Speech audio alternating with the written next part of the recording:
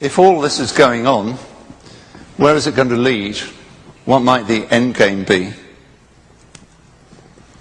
Well, this is a view that one of my team, Ewan Davis in London, is working on.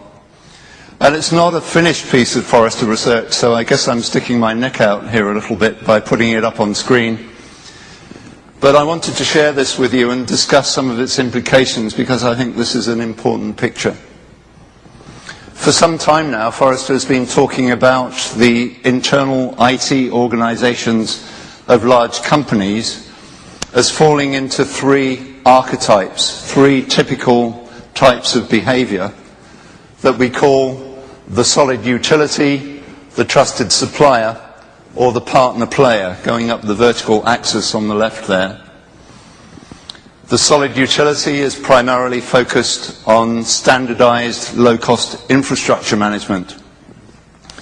The trusted supplier layers on top of that an area of process change to respond to the changing needs of the business. And the partner player adds on top of that a contribution to business strategy, and it contributes directly to the performance of the business overall. We believe that those archetypes of IT organization focus and behavior are very representative of certain types of companies. But the work that Ewan Davis is doing is to suggest that there are some parallel archetypes that we can identify among vendors and service providers that we've mapped here on the screen in a similar way. Some service providers looking to deliver value to their clients mainly around low-cost standardized IT that we've called IT-centric. Some more focused on process change and software that we've called solution-centric. And some focused on business performance that we've called business-centric. And you can see that Ewan is mapping out for each of those positions for the vendors a value proposition moving from cost-conscious to quality-centered to value creation. And then some examples of the sorts of areas in which each of those types of vendor proposition will play, whether it be data center services, systems integration, or in an area of business change like delivering multi-channel banking at the right-hand side of the screen. And the vendor role also adjusts as you move from left to right, from technology provider to solution provider to business partner. Now, I don't want to linger on this picture and discuss it point by point, blow by blow. Maybe there'll be some time for us to do that over a tequila later on this evening. But I do want to look at some of the implications of this for sourcing and vendor management people. One key element of this picture is that there's plenty of opportunity here for disruptive challengers to enter into each level of this picture. In the established market, IT-centric services are very much the domain of companies like IBM and Hewlett-Packard. Solution-centric, you're all familiar with names like CGI and Sapient. And at the business-centric level, perhaps you're accustomed to doing business with the likes of Accenture or Deloitte or McKinsey.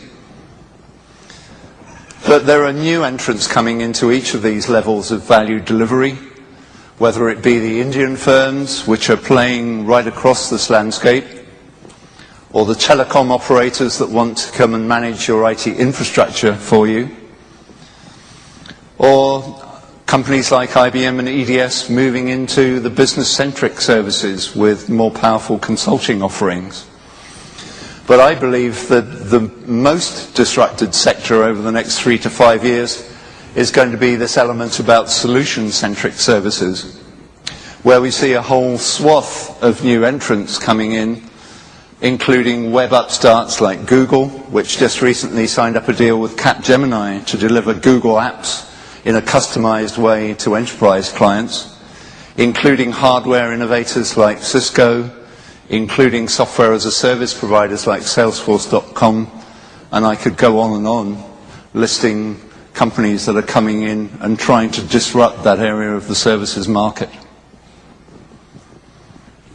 Maybe this is not a framework that will help service providers themselves to focus and polish their value proposition, although you and I both hope that it might be. But I think it really is a framework that can be helpful to sourcing and vendor management to help you to be clear in your minds about what value of services you're looking to acquire from service providers and what types of characteristics those service providers need to have to be successful. So my final slide actually focuses in on those issues.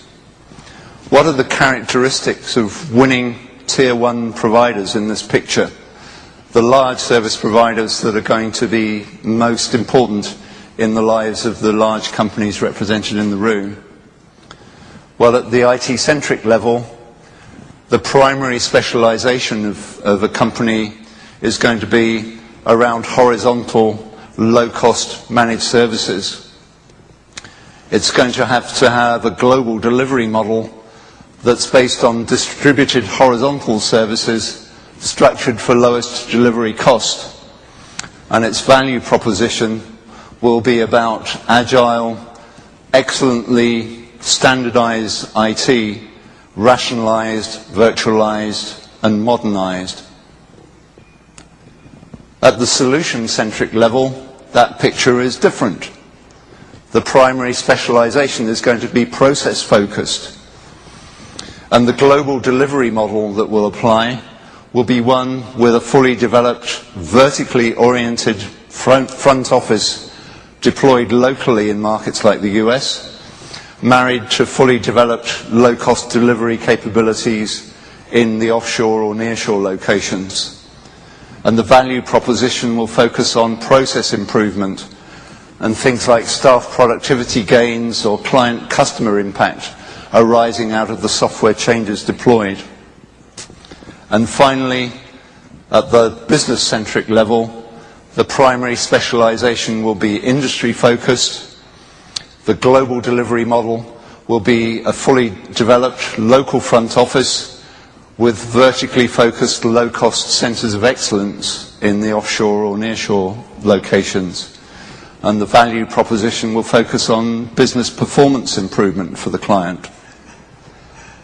These are really distinct value propositions and characteristics for the different tiers of value delivery. And I think it's becoming increasingly clear to many service providers that they can't be equally excellent at each of these three levels of service delivery. And even the very largest companies are beginning to question whether they can compete effectively across this entire landscape. So you, as sourcing people, need to be aware of that pressure and aware of the different levels of value and the different models for value delivery that exist at these different levels of service delivery. Many times I talk with companies that seem to have this picture all blurred up together, and they go buying services that are maybe directed towards low-cost infrastructure, but with some kind of wishy-washy notion that that's somehow going to deliver business value automatically or deliver innovation for the company.